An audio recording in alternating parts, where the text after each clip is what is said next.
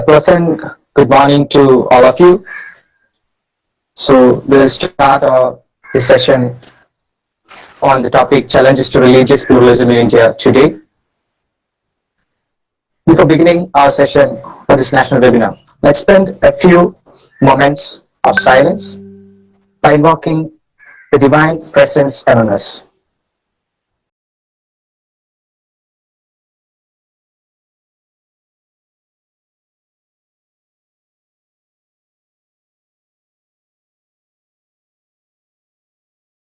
Respected moderator, Brother Albert George, Speaker Father Cedric Prakash, and dear friends.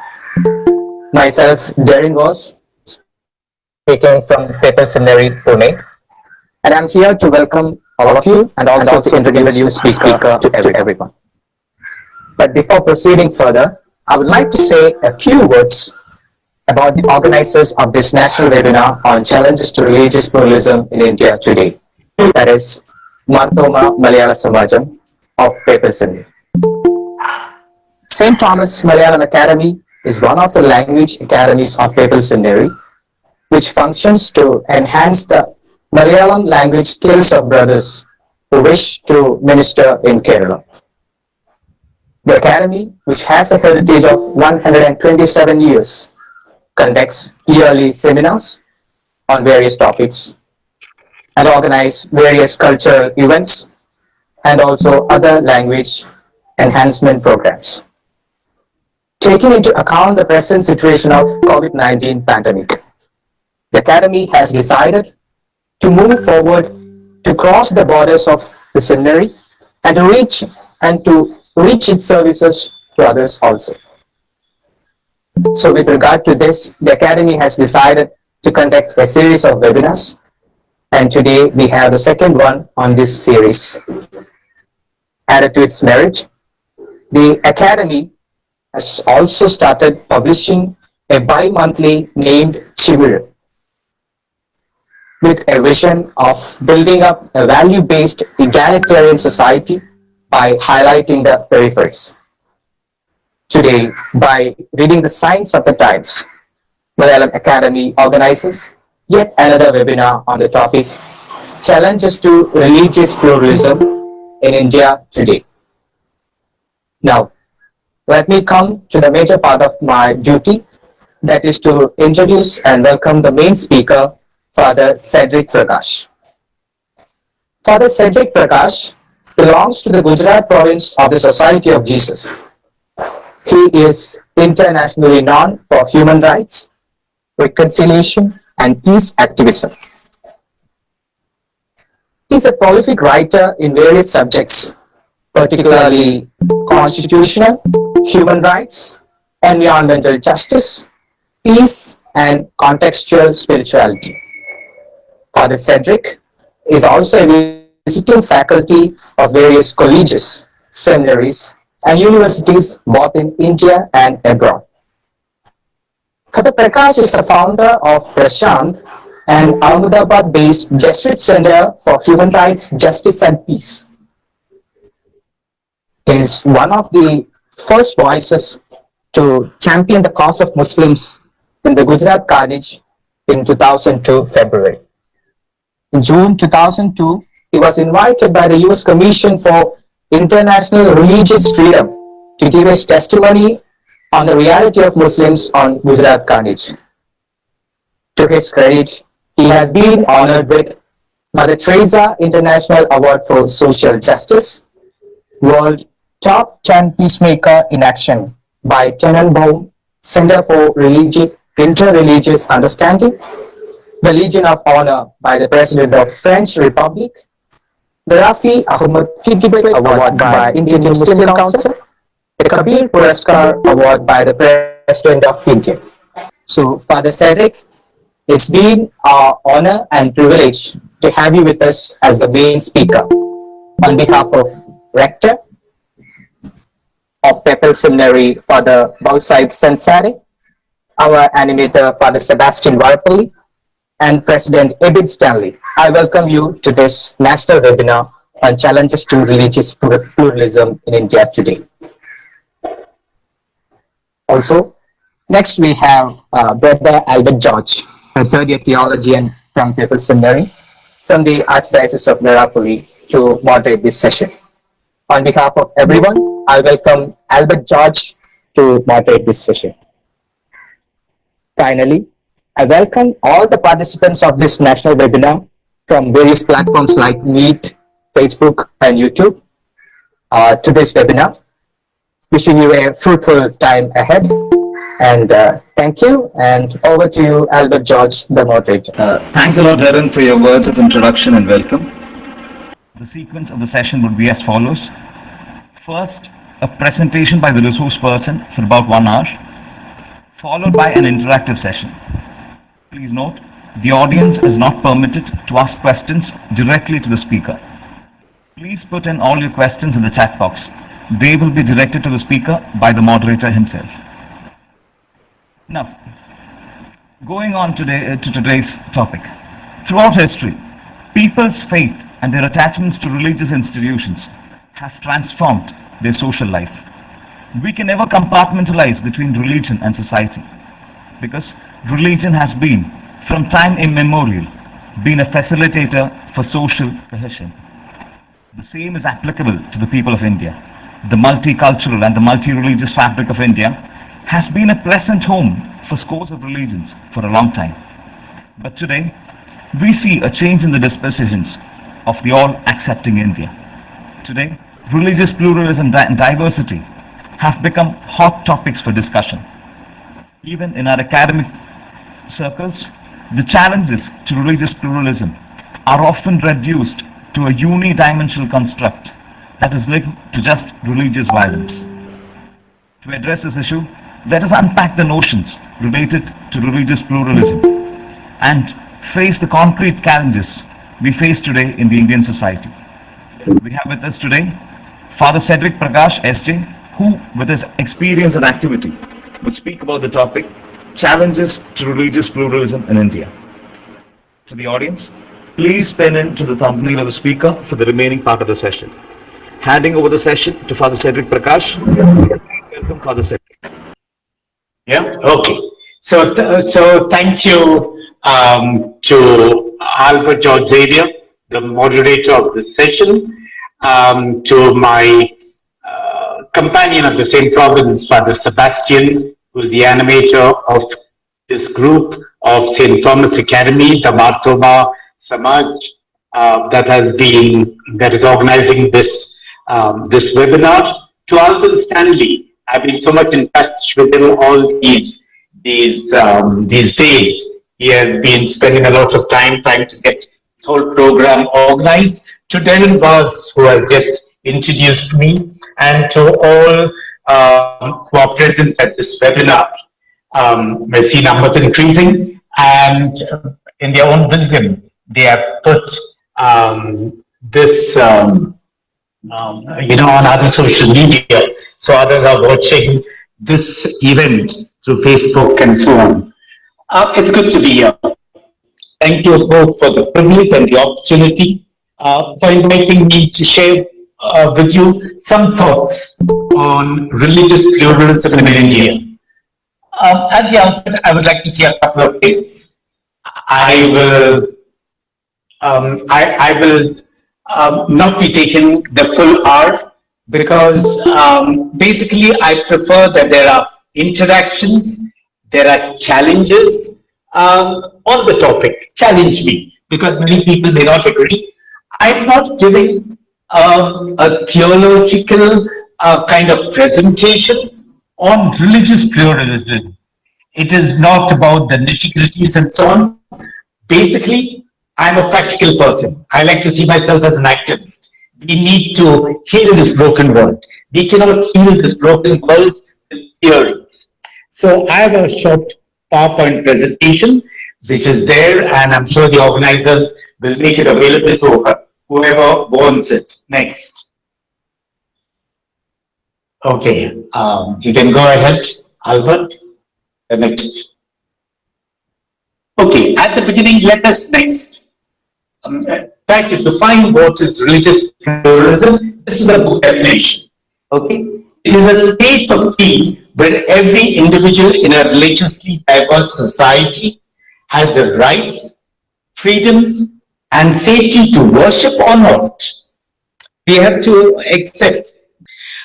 There is that American motto, "E pluribus unum," meaning because America anyway is the world's oldest democracy. We are the world's largest, and we take a lot of pride in it. It means we as a nation are gathered together as one out of many. And here we are talking about one's conscience, the freedom of religion according to one's conscience. Let's go ahead, Albert. So what does it encompass? I put this all in R's. First of all, it's a realization, it's a recognition that there are different faiths, beliefs. I mean, it is nuanced. There are different religions, ideologies, and also no religion and no God. It's a matter of what we say, something internal. My belief, my faith, my ideology, we need to respect that. Which needs to be given to the differences. There are differences. I need to respect the difference in the other, and they need to respect mine. There are rights. And one of the rights in terms of the pluralism of religion is the right to preach, practice, and propagate my religion. And this is more and more being denied in India and in several countries over the years. Relationships. In religious pluralism, we have a relationship. These are meant to be mutually warm, appreciative, and also enhancing, to see what is the best in another religion, that they see what is the best in my religion. There is both a response and reciprocity in attitude. How do I look at somebody, see, because of the growing racism and even the caste system here in India, the moment we kind of label another because of his or her religion, belief, food habits, color of skin, and so on. How do we study? How do we research? How do you know what's happening about another religion? And we need to articulate this response, this reciprocity. It's an articulation. We cannot say, okay, we'll be in a corner and pray. And also act in many, many different ways to ensure that there is both a response and reciprocity. Next.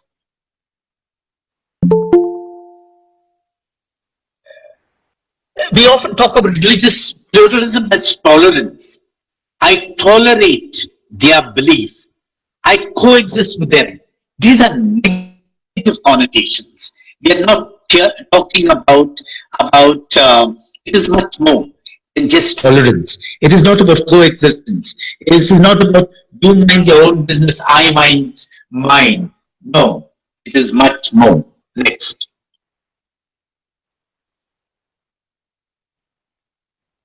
We are looking at what's happening in India today. We have a rich pluralistic fabric. All of us have to acknowledge it, we have to appreciate it. We have a diversity in religions and cultures, in ethnicities, in customs, in languages. I can go on, in dress, in food habits, and so on. Plenty. That is the greatness. And that is something every single Indian should be proud of. Album and his team have been doing these beautiful interreligious or religious pluralism kind of collages and posters. I want to thank them for that. Okay, so I do say that madness. Next. In 1964, Pope Paul VI came to India. Those of us who are seniors in the group will remember certainly that visit. Okay, and he was met by Lal Bahadur Shastri, the Prime Minister. The Vice President at that time was Zakir Hussain. We had Indira Gandhi there. Later on, the President of India, Radhakrishnan, whose birth anniversary we celebrated today, came to meet him in Bombay.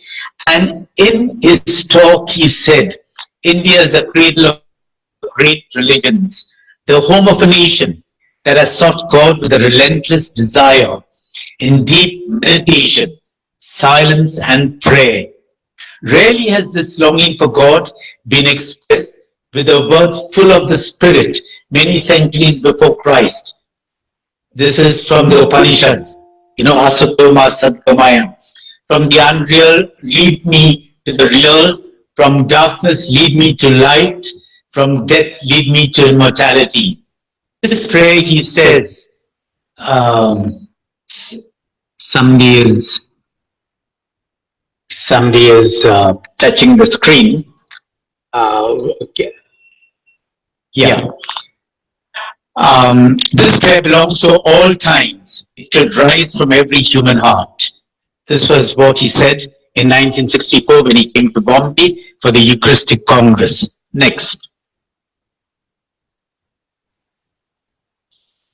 I've been born and brought up in Baikula, and some of my maybe Ansa companions were going to Lincoln School, and there was the Gloria Church, one of the oldest and the biggest churches of Bombay.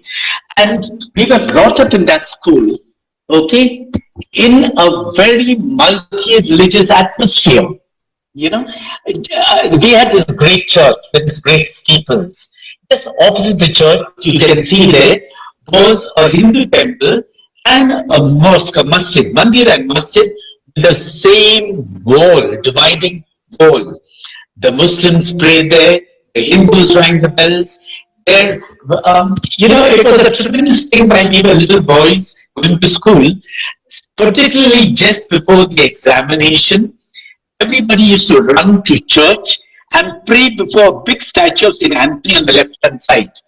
We used to study or prepare ourselves for the exam, and we were confident that St. Anthony would do the trick. And they're praying before St. Anthony, where Hindus and Muslims and Parsis, we had two Parsi bars between our schools. We played together as boys. We fought with one another as boys. And with us, we were Hindus and Muslims and Parsis. There were others, some Jains and Sikhs and so on. It was a multi-religious diversity that we were brought up in. And we never wore our religion up our sleeve. We prayed together. It doesn't matter if it was a namaz or maybe someone's puja, because we would get the prasad. And we played mischief together. And that was a great thing, because one of the things we needed to realize at that time, and we realized it, and we need to realize today, that India is a great nation, and Baikula, it still exists in some place today there in the center of Bombay, was kind of epitomized all that was rich and wealthy in a multi-religious, a pluralistic society that India characterized throughout the nation. And there it was. Our neighbors belonged to different religions. We lived in the street. There were people from all religions. All people went to the same fish market, to the same vegetable market. We made no difference on the basis of religion. We were born and brought up in that multi-religious society. Next. Then we have the Constitution of India. And introducing the whole Constitution of India, the preamble, okay, which focus on the basic principles which are non-negotiable, which are essentially a way of proceeding for every single citizen of India. Enshrined in this Constitution are the core values of justice, liberty, equality, and fraternity.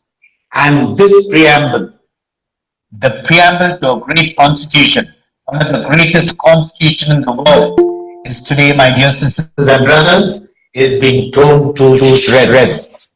We cannot talk about religious pluralism if we are not going to look at the Constitution of India and what this Constitution, what this preamble gives to us, what it signifies, what it guarantees to us. Next.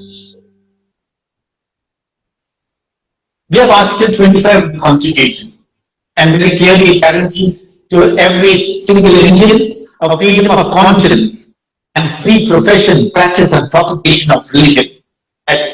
That I have the right to believe in any God whom I wish to practice any faith or ideology, because it is guaranteed to me by constitution, and that is very important. And then there are the two clauses of this Article 25.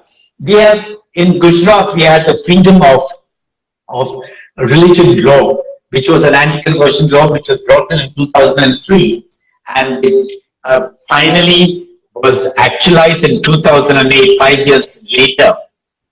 In that it says that if I want to change my religion, I first have to seek the permission of the district collector, who is the sub-divisional magistrate.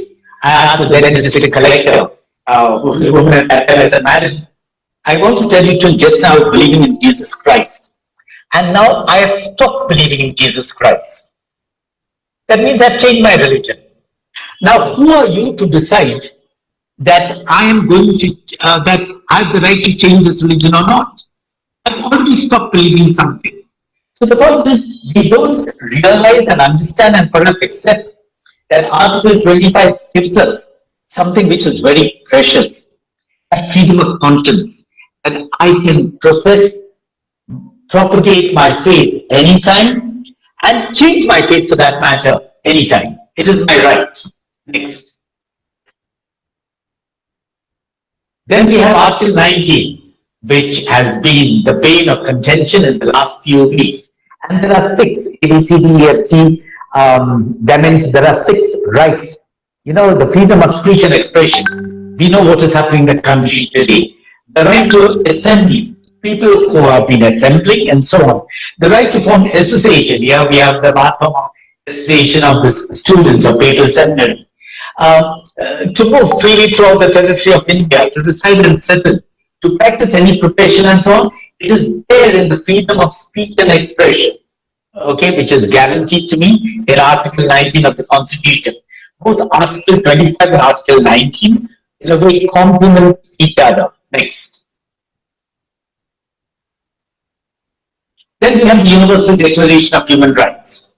On the 10th of December 1948, we became signatories at that time.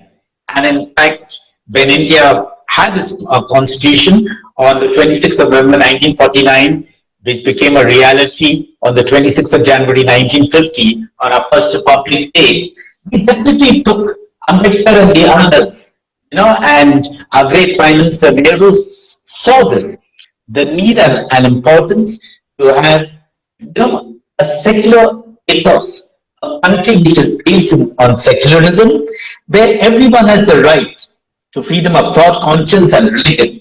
This right includes the freedom to change his religion or belief, etc., etc. This is Article 18 of the Universal Declaration of Human Rights, and India is a signatory to that. Next. The question we need to ask ourselves at this webinar on this day, on the 6th of September 2020, okay, it's 75 years after, we gave ourselves that great constitution on the 26th of November 1949, one of the best constitutions in the world. Can we honestly say that India has come of age and that we have truly taken ownership and mainstreamed the values of justice, liberty, equality, and fraternity? It's a question we need to ponder about and definitely ask ourselves and one another. Next. The answer is very clearly no.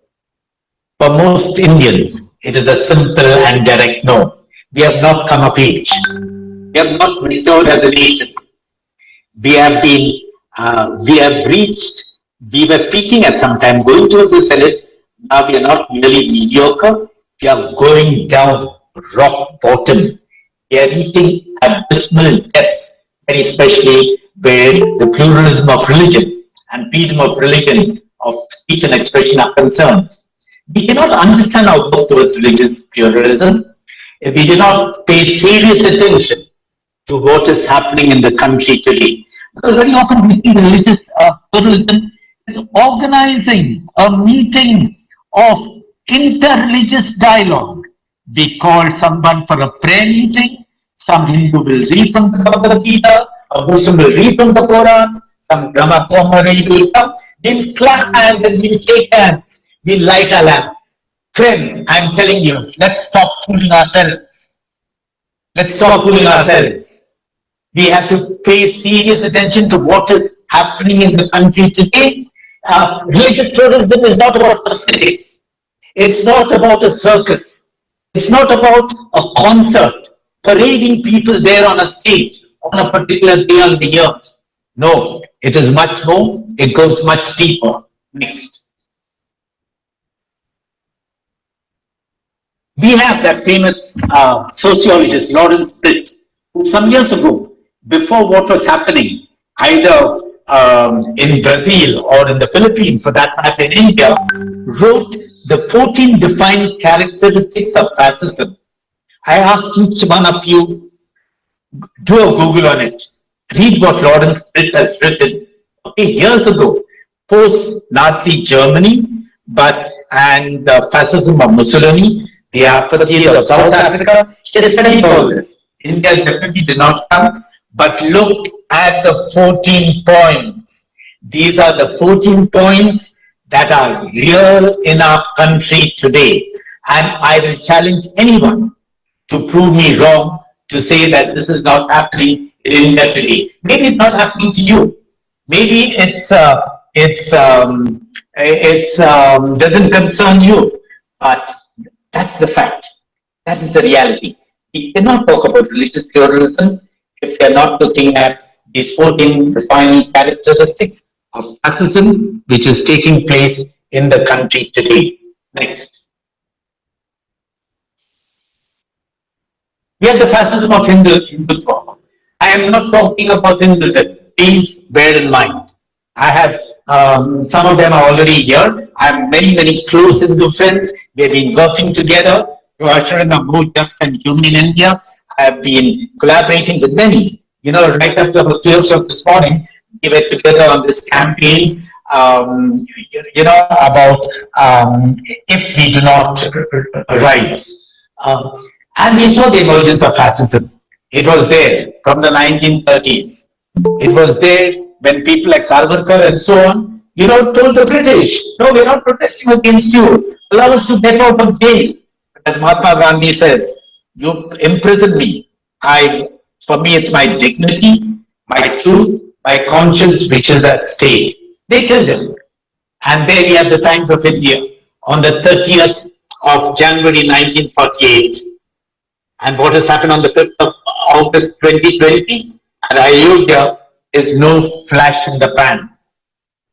It's all part of a whole meticulously planned agenda to destroy democracy, to change the constitution, to annihilate every trace of religious pluralism. The strategy is very clear. We demonize them, we divide them, we decimate them. And it's happening.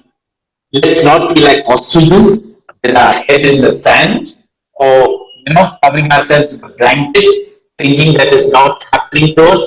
It's happening all the time, everywhere. Unfortunately, at this moment, it is the poor, the more vulnerable people, the people who are there on the other side of the social and economic ladder who are suffering a lot. Next. What then are the challenges? Challenges basically have two dimensions. It is the threats we face and our possible responses. We are not supposed to become reactionaries. Somebody does something, we go on firefighting. No, they're making us firefight all the time. Challenges basically means we are setting the agenda. We are calling the shots for the simple reason I'm a citizen of India. I belong to this great country and I should be proud both of my heritage and of the pluralistic fabric of the country. But there are threats and we need to respond to these threats. Next.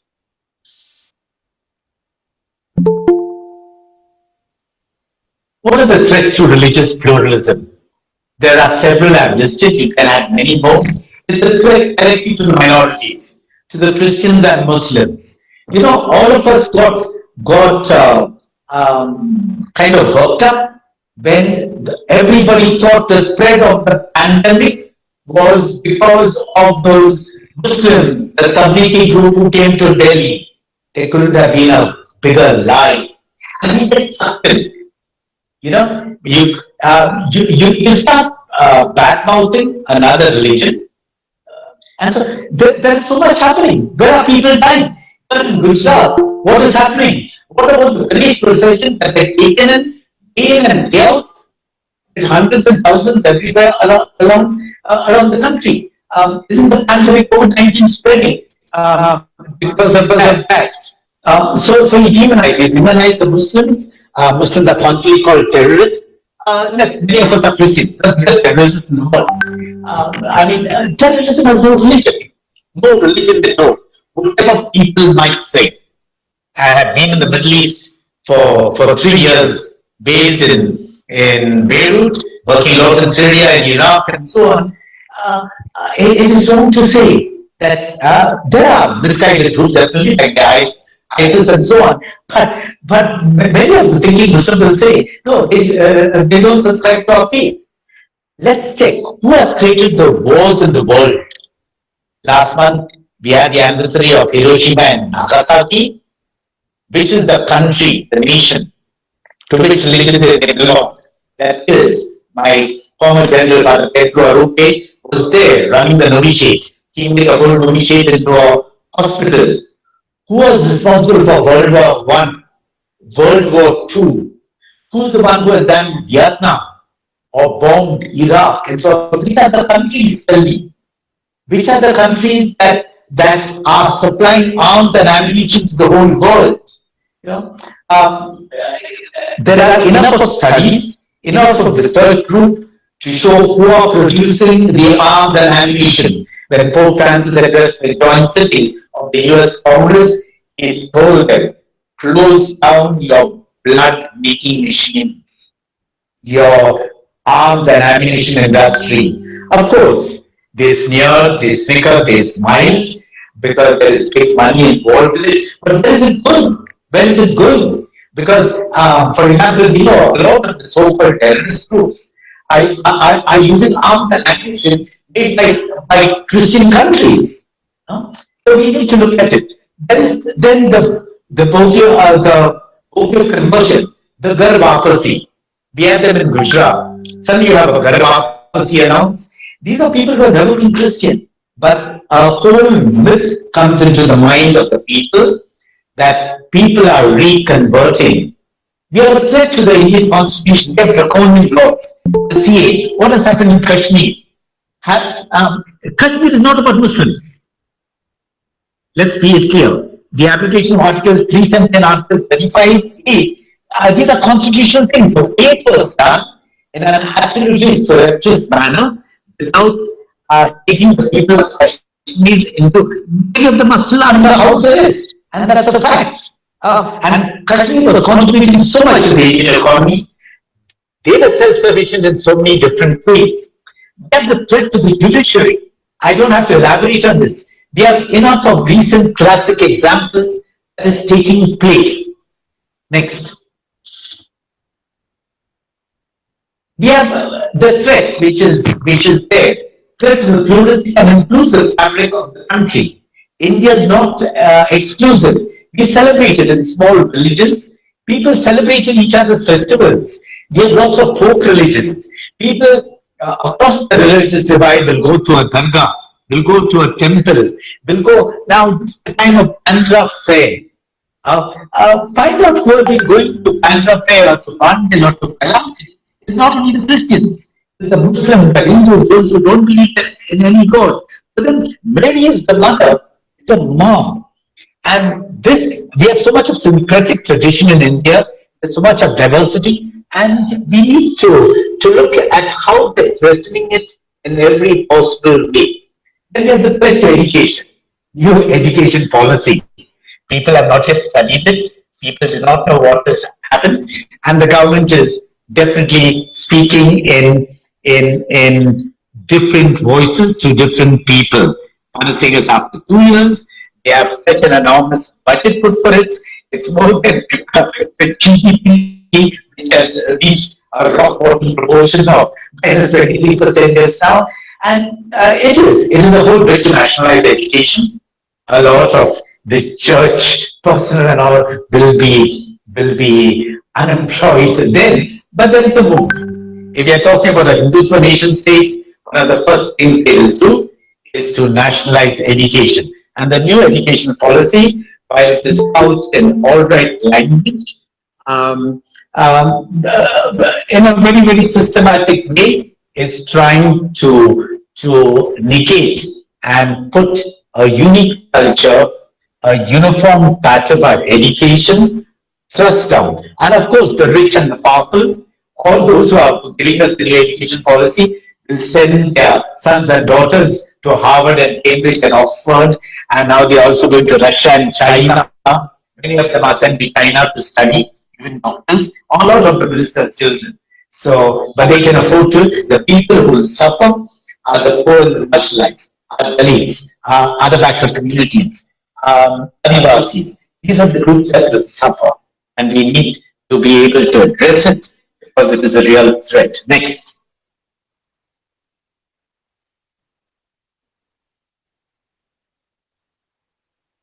Then we have the threat to freedom of speech and expression. I've spoken about threat to human rights defenders, NGOs, and civil society. We just completed in the early hours of morning this big national campaign we had. Yesterday was the third death anniversary of Gauri Lankesh. She was killed because she believed that the pen was mightier than the sword. We have 12 people there incarcerated, 11 plus the Jesuit Stan Luthwami, we say the BK12, who are there in different jail, and these are some of the top intellectuals of the country. Vernon Gonsalves, who is there, his wife is Susan Abraham, a lawyer at the Bombay High Court, and we studied in the same school, Antonio D'Souza in Baikala. Arun Ferreira has his uncle, an auxiliary bishop of Bombay, Alvin De Silva. He had two nuns of the sisters who were nuns of the Society of Christ Jesus, another uncle Jesuit of the Bombay province, and we studied in the same college. These are great people. These are icons of modern India. These are not terrorists. They have put them in jail under the UAP and so on. Then it's happening. What's happening to Prashant Bhushan? Finally, he's been made. I have written an article. Some of you might have seen it. The 1 rupee is for a new India. Finally, the 1 rupee coin, which has meant nothing, what used to return, the 1 rupee coin to you, now has become the symbol of a new India. Yeah? And Prashant Bhushan has given, in the last few weeks, I think very much to India for the cause of free speech and expression. Look at the way the media is throttled. Which media takes a stand? Why are they? We are conveniently, and even I realize some of our Catholics, the main talk of the town is the suicide or murder of a Bollywood film star. They're telling us that we are morons. The death of anyone is sad, okay, whether suicide or murder, okay, I think we should be sympathetic about it. But we have had thousands of farmers committing suicide, young people committing suicide, or even being murdered all the time. Where are our voices? Where is the media? So it is defocused. So the whole idea is to negate what the Maharashtra government and police are doing. The Bihar elections are coming, and what we are being told by this Godi media is that we are morons. That we cannot think for ourselves. The whole national agenda, when there are incursions by China, when no word is taken against China in the public media. So we have this. And then had this whole campaign, which began several days ago, about 8 days ago, we were involved. The culmination was yesterday. It went on to the early hours of this morning. If we do not rise, and we need to be visible and vocal in this. How many of us Catholics took part? I know many of my Catholic friends You know, I've been part of the effort to get this KP denaturalized, and state after state, there were public demonstrations and so on. Some of us would never have heard about it. So, what religious pluralism are we talking about? If you're not aware of what is happening in the country and the way people respond to the reality. Next. What should be our response be? Our response very clearly has to be to protect, promote, and preserve religious pluralism. We have a mandate. We have a duty. The church asks us to do it. Okay? Look at the social teaching of the church. Look at what the popes have been saying right from Vatican II. You know, all the documents for the students of theology who are here, you'll be studying the Vatican document Vaticans. And what do they say about religious pluralism? To appreciate what is good in religious pluralism. We need to do a reality or attitudinal check. We need to stop being, as Christians, fundamentalists and excuse of ourselves. Many of us here who are religious suffer from a church or a convent compound mentality. I've been saying this over and over again. We should stop being this thing. We should stop being, we have divided ourselves within the church in rights, okay? Which is, rights have to be appreciated. Rights are good. So we have sometimes a frog in the bill mentality. A frog in the bill doesn't know the ocean. It's there, very happy. We are in our comfort zones. Religious pluralism is about getting out of our comfort zones. We cannot divide ourselves within, either as religious congregations, diocesan religious, priests, nuns, this right, that right. No, all that is wrong. It has nothing to do with the gospel of Jesus Christ, who has called us to be his disciples. Next. We need to propagate constitutional and universal rights everywhere, particularly in our schools and institutions. Many of us are involved in institutions here. How do we we propagate them in various ways? In our school assemblies, speak about justice, about liberty, about equality or equity, about communal harmony, about fraternity, about what is happening to the other. The other is not an enemy just because he or she belongs to a different faith. The other is a human being made in the image and likeness of God. Next. We need to speak truth to power. We are afraid. In humility and with courage, we should speak truth to power, to the powerful people. If anything is happening in this country, we should speak out individually and collectively. We should not be afraid to take on governments who side with the rich and corporate interests. We should fear no one. We have had the Gospels these days. Jesus says, fear no one. What about Jesus there on the boat? If we are Christians here, most of us are Christians here, what is the faith we witness to? If we show that we are frightened, what are we frightened of? That they will not give us permissions for our schools or our institutions, they will take away the FCRA, that they will not give us our registration, and they will take away the land and property. We forget that Jesus had none of those things. And he says, I've come to abolish them, in fact. He says, why are you bothered about the external? Last week's sermons of about 10 days ago. You're bothered about the externals. You tell the scribes and Pharisees. But you're not bothered of what is happening internally. Whom are we afraid of? Once we are afraid of, look at the words again a few days ago. Poison sepulchres, brood of vipers. You lay heavy weights on the others. You tell them to do things, but you don't practice what you preach. Many of us here are seminarians, are scholastics, we are priests, we are nuns, and some lay people and others. But what are we afraid of? Why are we not visible and vocal? What can they do to us? And this is a question we need to ask ourselves. We need this is not, somebody is reminding me that they are minority. No. We need to have the power of one. that I can stick my neck out, and if I stick my neck out, only then I will make progress. Don't take refuge in the comfort zones of saying that we are minorities. That is wrong. We are minority, yes, but we need to take a stand for the rights of minorities and other minorities too. Next.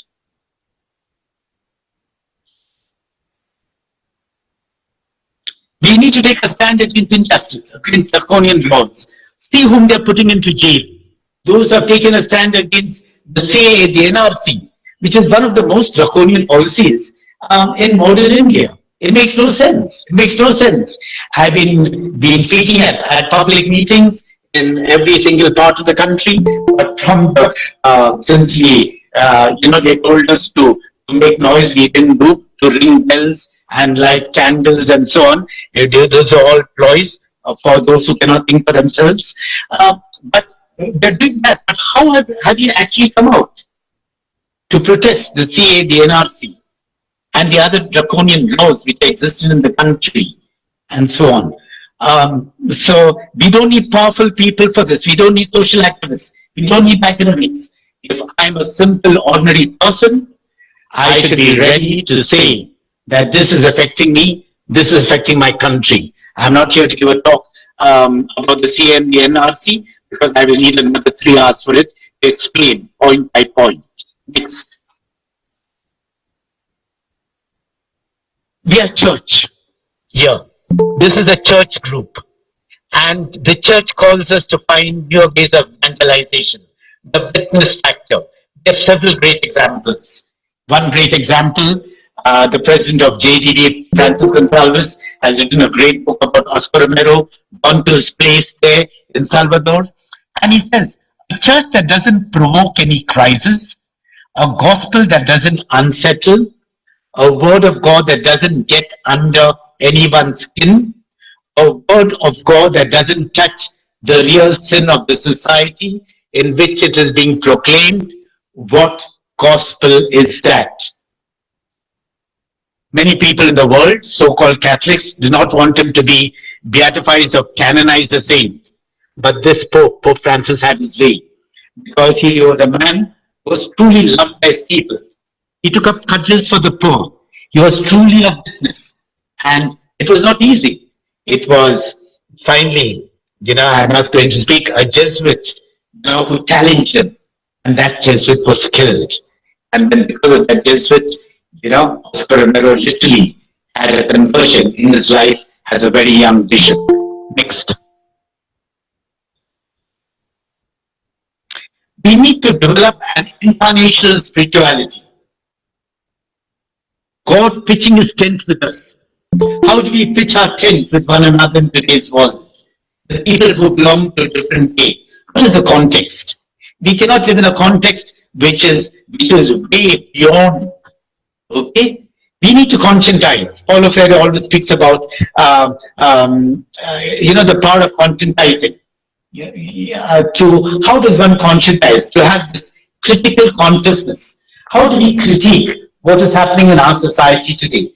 Critical is not being negative. It is the ability to move towards greater positivity. What St. Ignatius calls abadis. Very clear. If I am driving on a road, the road is perfect. But if in the middle there is a pothole, okay, the road is not perfect. I have to address that pothole. I have to see it. I have to get that leveled, because someone who doesn't see the pothole might just lose everything. So how do we try to be critical? We have to be communicative. We are called to be a communicating church. But we hardly communicate with one another. We hardly dialogue. We need to dialogue first with ourselves, and then we need to dialogue with our real world. The poor, the marginalized, those who have perhaps nowhere to go. How are we dialoguing with them? Dialogue, to be communicative, involves a two-way process. The ability to speak, to make myself heard, but much more. The ability to listen, and to listen with my heart. And for this we are called to be committed. Commitment, yes, definitely is about our vows. Is definitely about maybe ordination for those young seminarians and scholastics who are here present at this webinar. But it's also about an ongoing commitment to the idea of India, to the pluralistic fabric of the country, to the people who are trying to make both ends meet, to those who have a folk religion, to those within a particular street, celebrate everyone's festival, eat everyone's food. They have been doing it from time immemorial. Are we committed to that? That is a question we need to ask ourselves if we are talking about a spirituality that is truly incarnational. Next. We need to collaborate with men and women of goodwill. Okay, to make them allowed to see here started from the 24th of yeah, it was April, and in the meantime we have had this draft environmental impact assessment 2020, which is anti-people, anti-tribal, anti-poor. It's destroying the forest. It's selling of the forest lands, to the big business. It is, allowing, coal blocks to be auctioned.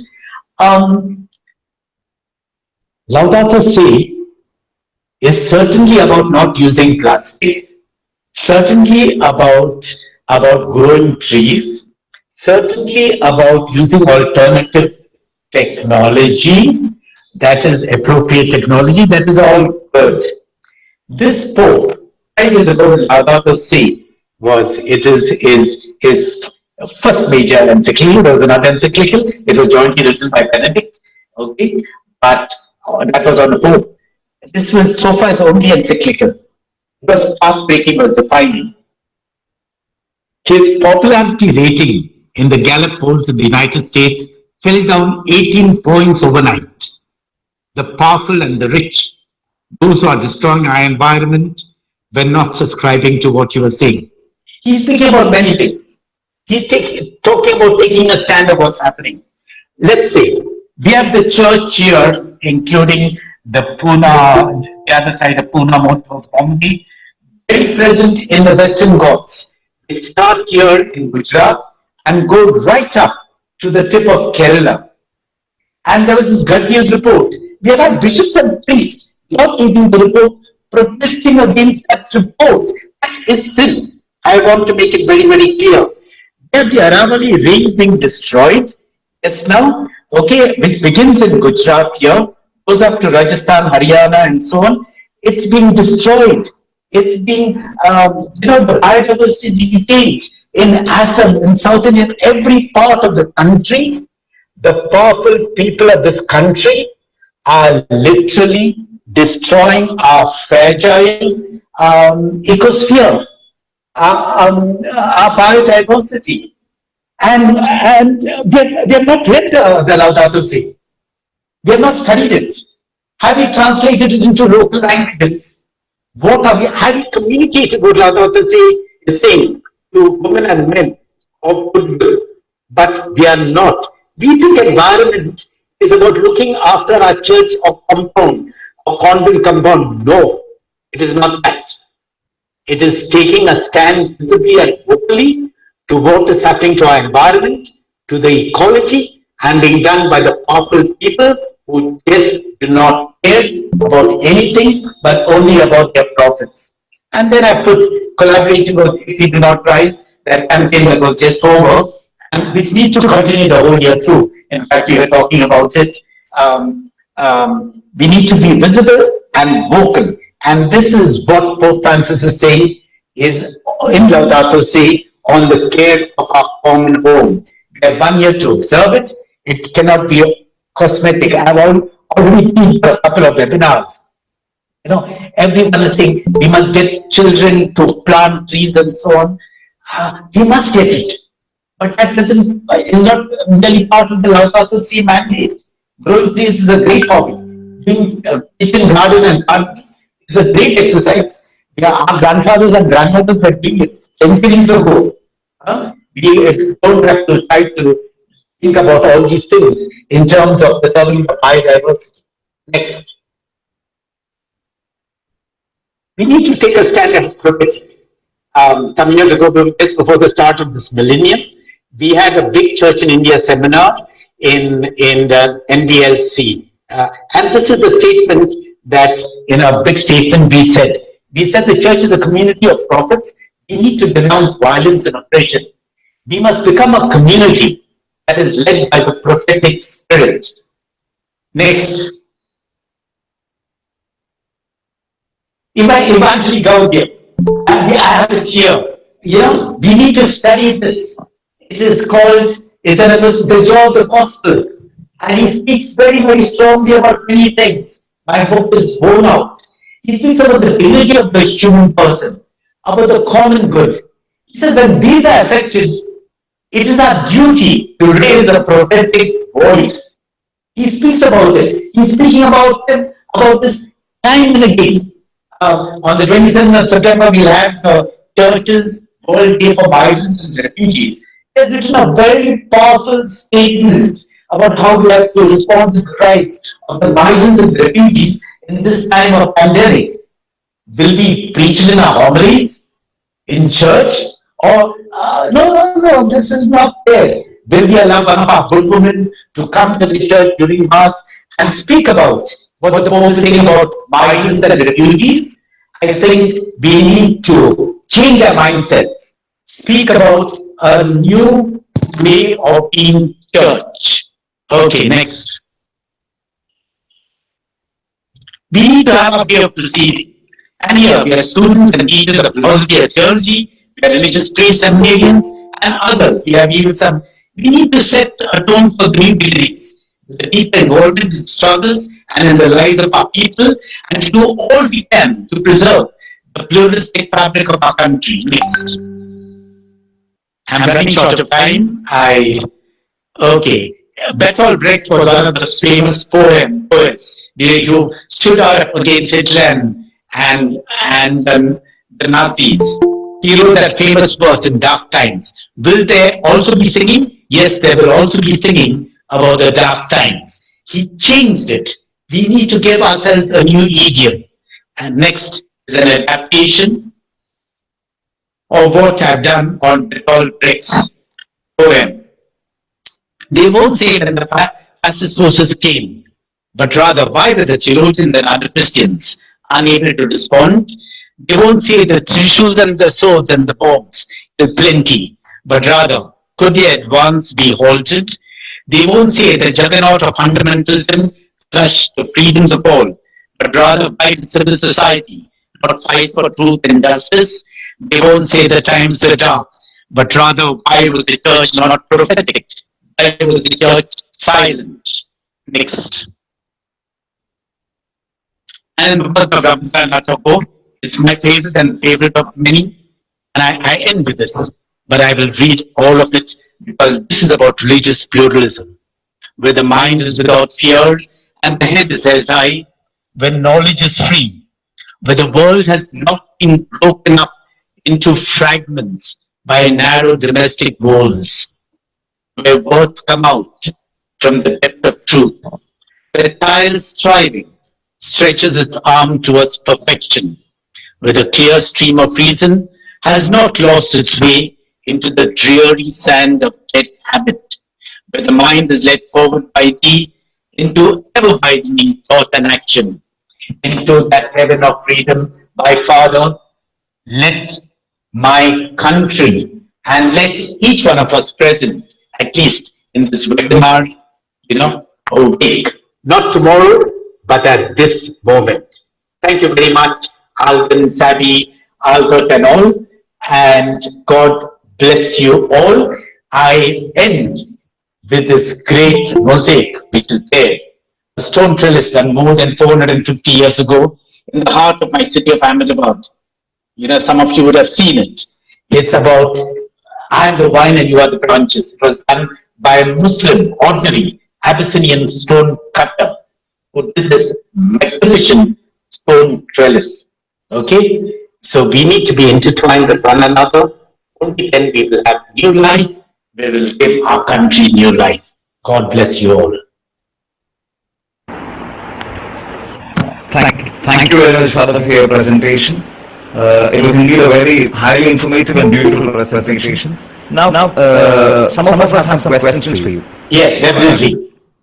I've just highlighted. I'll be stopping the presentation. Please just pin on to Father Cedric Prakash ID during the interactive session to the audience. Yeah, mine is either Center Prashant. Okay, maybe if you just pin it here. Yeah. Okay. Now we start with the questions, Father. Yeah. Okay. First Start. question. Yeah. Yeah. Thinking of. Hello. Yes, Can you I'm hear me, listening. Father? I'm listening. Okay.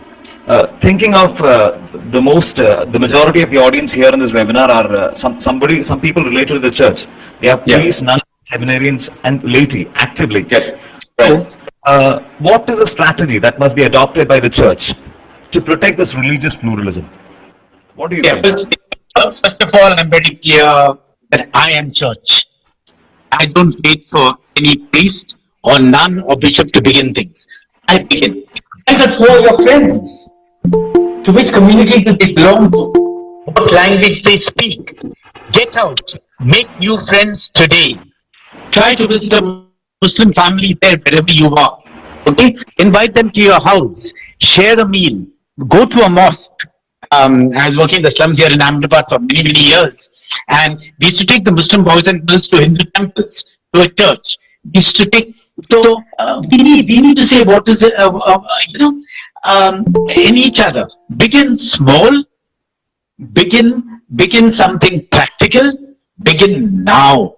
Never wait for the ideal, because the ideal is always the enemy of the good.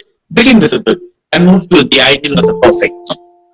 So, and we can begin a group now with your Marthoma Malayala Sangam. Okay, begin. How do we do? Who are our friends? Okay, can we invite a Muslim to our place? Can we invite a Hindu, a Parsi, a Jain? There are many. I have many friends who are non-Christian. Okay, how many of us go for these public meetings? We have time for everything else, but can we create time for this? Okay, thank you, Father. One more thing. We have the common people who are like blinded by this reality. They don't find or understand or realize the nexus of money and politics.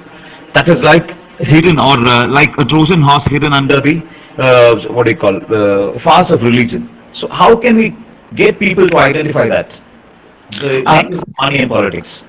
Yes, I think the one who's asking the question, and Albert, you, the young seminarians, have to be visible and vocal. Speak out today, because politics is not negative. It's not bad. Politics comes from people. It's about the life of people. How to be involved, as Vatican II will tell us, in the hopes and joys and anxieties of the men and women of our time. And money, Jesus has spoken your priorities. That is why that little crib there, when I spoke about incarnational spirituality, was clearly about pitching ourselves in the lives of people. We're not going to take our money with the stupid rapes. Just during this pandemic for almost 6 months, how many people have been going to church almost anywhere in the world, into that physical structure? Where is the temple of God? I'm not saying we shouldn't go to church. I'm not saying we should not have a church building. Okay? But Jesus also spoke about that temple which will be destroyed. That structure will be destroyed. Ultimately, the temple is the soul. The church is the soul. It is the relationship. It is not money. Speak out. Challenge our superiors, whoever they are, and say, stop pushing mammon today. Everyone will say, it's very nice for you to speak, Cedric. Very nice. But we have to run. We have to run a congregation. We have to run a diocese. We have to run an institution. From there, we will get money. Jesus gave us examples about some birds in the air and so on, boxes of holes and so on. Are we taking the gospel seriously or not?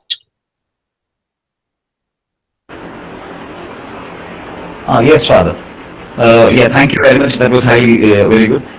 One question. We were now speaking about fighting a battle to bring equality, to bring what do you call people identify religious pluralism or bring what do you call identify all religions as now. There is a question. We are like fighting a wrong battle, it seems, because our Catholics today, we are fighting. We have our own issues. Our Christians and Catholics are immersed in fundamentalism, and we have our own issues inside the church. So, before sorting it out, why should we go to the other? First, let us. Why are we not sorting out the internal problems first? That is the question. Yeah, we'll always have internal problems. We need to address internal problems. We cannot think that there are no internal problems. There are plenty. We have to be visible and vocal, but we have to complement. Because we cannot wait for the ideal to say only that internally they are perfect. Okay, then I will address. I don't think I'm perfect. I don't think the Jesuits are perfect. I don't think the church I belong to is perfect. But if the Pope were to concentrate only on what is happening in Vatican, which he has been trying to do, that is why he's living in St. Martha's, okay, he would not have been going about to different parts of the world and even speaking to people very strongly day in and day out. So we need to complement, strike a balance. And that's what has happened. It doesn't matter because all are sinners. In one of our documents of the 32nd General Congregation, that goes that every Jesuit is a sinner, yet called to be a companion of Jesus. Just because somebody is a bishop, somebody is a priest, let's not think that they're not sinners, okay? Let's not fool ourselves. Let's not take very, very immature stance. I have to defend the bishop. The bishop is not the church. The church is Christ. So I think it is important that we need to strike a balance, look at what is happening internally, but also look out. Only then we will try to have a more balanced perspective, both of the world and of reality. Yes, Father. The question I would like to continue. So again, we have a question citing that before calling other people of other faiths to come together, why don't we call all Christians from different, even Catholics and Christians from different denominations, and come together? Make the majority first, and then go to the next level. Yeah. What do you say about it? No, that will never happen. Jesus himself has told us very clearly, okay, about the unity. I pray that all of you may be one. And we are trying. We have a United Christian Forum for Human Rights here in Gujarat. Okay, they have been working, they have been bashed up way back in the 98, 99. We came together more than 20 years ago, but we still have differences. I certainly do not agree with the evangelical approaches of some of my other Christian brethren. I don't agree with it. I think it is insensitive and it is not what Jesus wants. But if they want to do it, I will defend their right that they do it. I don't agree with their approach, but if everyone bashes them, burns their little church, destroys their Bible, I will take a stand on behalf of them. Do I come out? The point is, we can have ecumenical meetings. We can have, within the Catholic Church itself, the 3 rites, or how many rites there are, I'm not sure. I was in Beirut and we had a Maronite rites there too. Which sometimes can be very, very divisive. We need to address it. We need to address ecumenism. And just now, we began on the 1st of September, right up till the 4th of October, a whole time for prayer for creation. It was started by the Protestants, by the World Council of Churches. Pope Francis latched on it. And now from the 1st of September, they're not merely talking about Laudato Si, it's supposed to be praying for creation all the time. And it was begun by the World Council of Churches, of which the Catholic Church is only an observer. We definitely can be doing that. How many of us are doing it? We don't know. Can we have a joint prayer service? But once again, I'm saying enhancing religious pluralism is definitely interreligious dialogue, but we should be very careful of indulging in cosmetic exercises. cosmetic exercises. I've only held beauty pageants, Miss World contests, and so on, and nobody else. And each time, all this cosmetic industry shifts the Miss World from one continent to another in order to promote their products. So let's not be cosmetic. Yeah. For this interreligious dialogue, as you said, do we need a planned strategy, just like those meticulously planned agenda the opposite side have? Should we have a planned strategy or planned formation for this interreligious dialogue? Yes, but let's not wait for meticulous planning. It's not about blueprints. It's about the heart. It's about working together. It's about can we have now, for example, I know the JDT, the campus there, has many women professors. Okay, sisters who are professors. That's a great thing. A few years ago, we never saw women teaching. We have now more and more women directing retreats. That's a great thing. But can we enhance all this? Can we get people from different? I've been at several ecumenical centers, including Whitefield, and all over. I've preached in Protestant churches in Finland for several years in succession. Okay, to the Finnish Lutheran Church. I was the first Jesuit preaching there in churches with huge congregations, of course, with translation. But can we invite some of them even to preach in our churches, to conduct service? Let's try to do things in perhaps simple, practical, meaningful, contextual ways. Never wait for the ideal. We have to have a multi-pronged approach. Within ourselves, yes. With other Christian denominations, yes. With people there from other faiths, yes. And perhaps with larger society, yes. Yeah. And Yes. Father, what is your take on NEP, the new education policy we have? Yeah. How can we use it favoring our religious secularism? I think it needs to be studied. I'm studying it just now. It's a huge document, and there are many voices given about it. But we should be very careful of one of the things we need. Now, for example, just now, because of the pandemic, they had to stop some. They had to stop some programs, from the syllabus. They have stopped Constitution. They have stopped democracy. They have conveniently done away with these chapters. In Gujarat, some years ago, we took Gujarat government to court because they were demonizing minorities in the Gujarat school textbook board. Then finally, they took over the chapters. But can we study it? Can we have an enlightened group, say, within the campus of JDB, who studies part by part and look into the wider spectrum of the Constitution?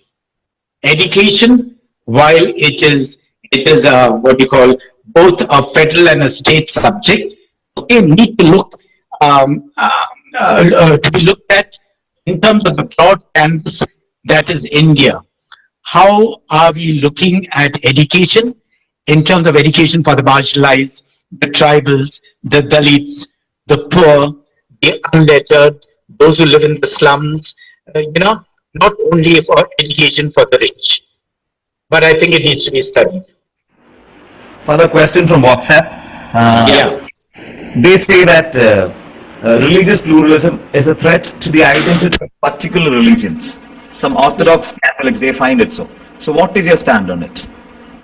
Religious pluralism that doesn't threaten anyone. This is for me, while I respect the person who has asked the question. For me, I'm saying, how does religious pluralism threaten another religion? Religious pluralism are definitely those who want to take control, those who want to impose majoritarianism or a particular brand, a particular ideology, a particular culture on the people of this nation, definitely will feel threatened. But that has nothing to do with democracy. It has nothing to do with our constitution. It has nothing to do with my rights as a citizen of this country. And I think I have to be very, very clear that the more we are together in a pluralistic fabric, it is rich, it is diverse, like a carpet, like anybody who has worked on social forestry or worked, some of you, many of you from the Marthoma group, obviously from Kerala. You look at, you have a rubber plantation, yes, because it profits. But within the rubber plantation, you're growing pepper, you're growing papaya, you're growing other things. Monoculture, everyone says, is bad. You know, it destroys the land, it destroys. So we need even cultures which are very multicultural. How do we appreciate? Suppose all of us are only eating idiyappam, okay, all the time, all over India. I think it would be tremendously boring. You know, we have to make the idiyappam, but I think what is important is we learn to appreciate the other. We need to foster this diversity. We need to enhance in every way possible religious pluralism in our country.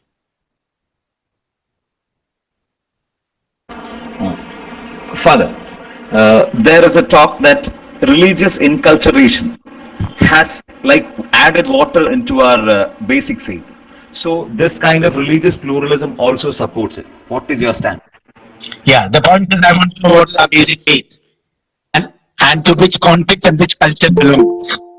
Okay, so the years I was in the middle, a simple thing. I like to eat pork. With all due respect to those in this group who do not eat pork.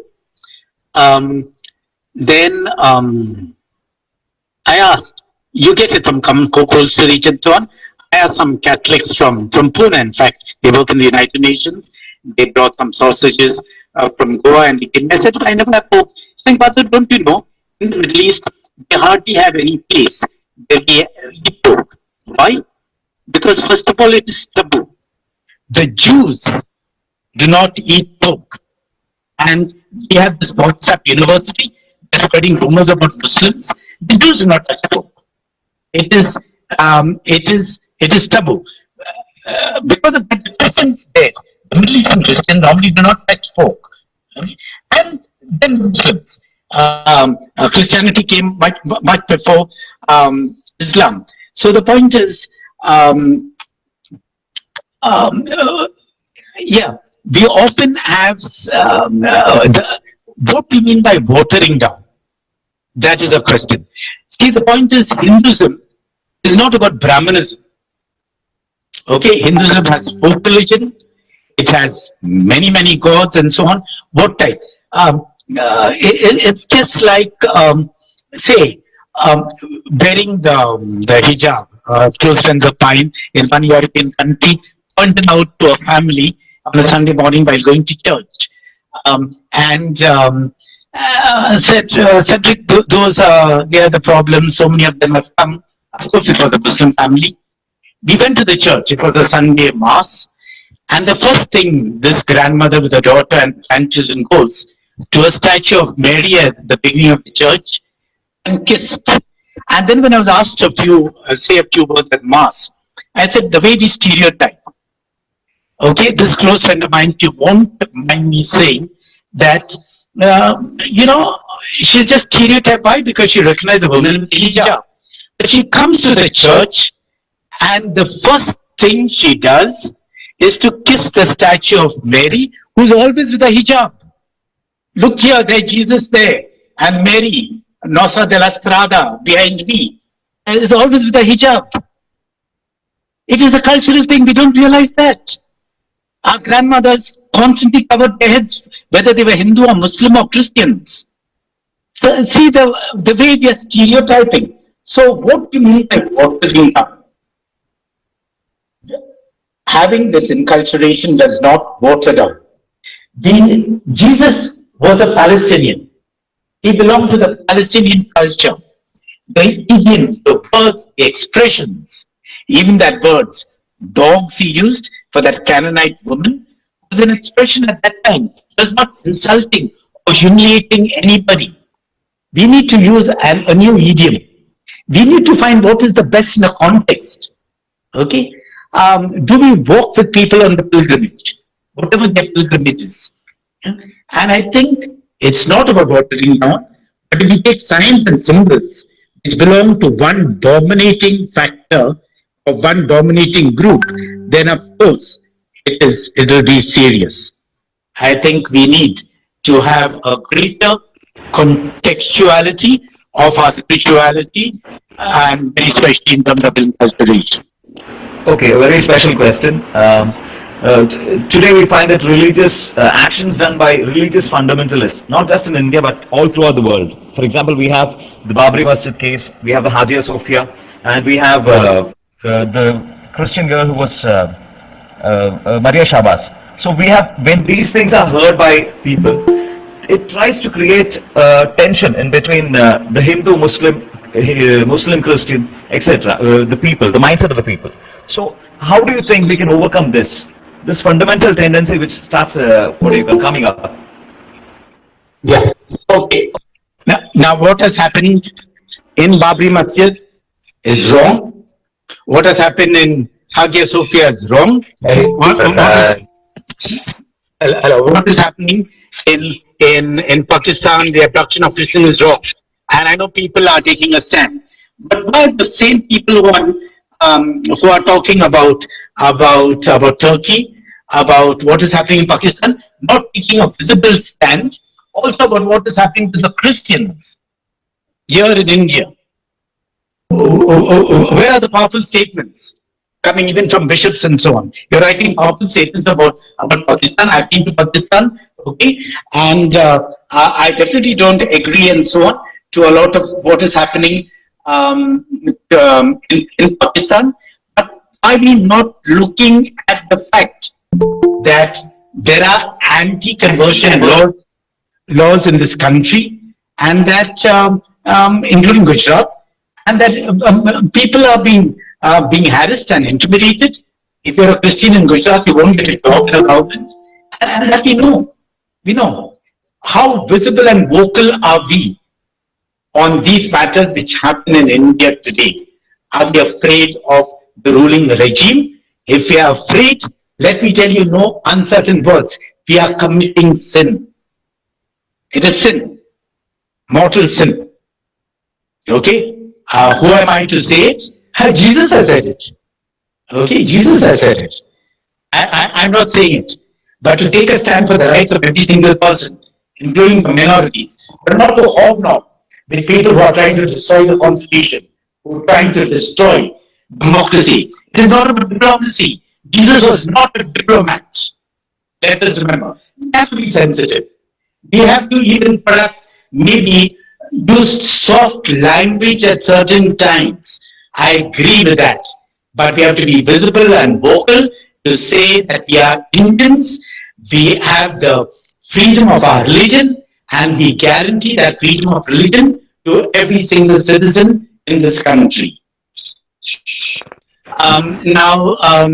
Yours is a complicated. See, there is nothing. What do you mean by Indian spirituality? Is Indian spirituality belonging to the Northeast or to Kerala? Does it belong to Tamil Nadu or does it belong to Gujarat? Does it belong to Kashmir, where we have many Christians, or does it belong to the tribal Christianity? So the point is, there is something like, when I say incarnational spirituality, something that is contextual. While definitely we need to have broad parameters, okay, and we need to adapt to changing times, to changing cultures, there has to be a local idiom, okay, like the language we use. Okay, what language do we use perhaps in the Northeast? What language do we use in Kerala or in Gujarat or in Andhra? This is important. The language, the idiom, the custom, the practice. But basically, religion is meant to be a liberating force. It has to be a force that liberates me, that sets me free. The moment religion ties down people, enslaves people, makes people negative, then something is wrong with that religion. Jesus has spoken about it. I'm just using the words of Jesus.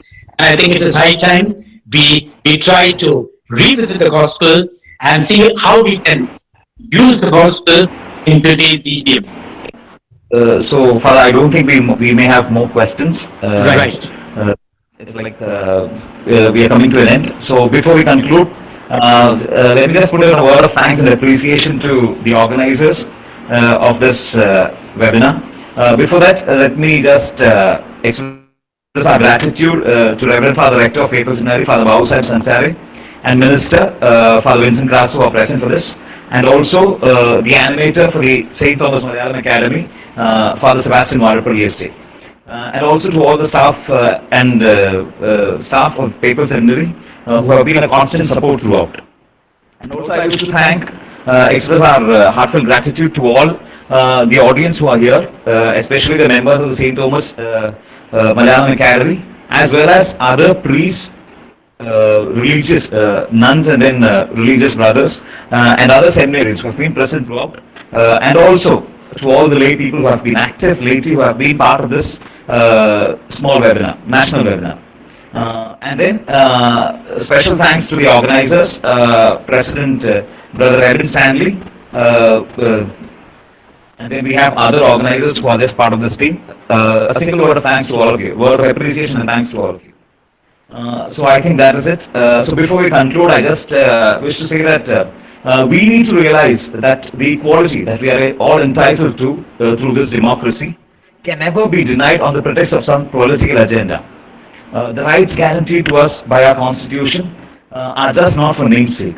So when our rights are questioned, when our existence and identity is threatened, we need to rise up and voice a direct and simple no, as Father said. So it is high time we start responding to the challenges that ensure that we are not what our forefathers have left us as a precious heritage is never lost forever. So I seriously think that we have received some answers through this session, through this highly informative session and inspiring session by Father Cedric Prakash. Now it is time for us to act and stand up for a cause, stand united for a cause. It is, as Father concluded, it is true that a dream, we also dream of a nation where the heads are high. So I think every minority, when seen from a different perspective, is a majority. So even a single voice counts. So hoping that this would be a beginning, a new beginning to many voices coming up. Thank you one and all for your valuable time. Thank you, Father Cedric Prakash, once again for your time and for your that vast amount of knowledge that you have imparted to us. Thank you very much, Father. And this is Albert George signing off from Faithful Seminary, Pune. Thank you.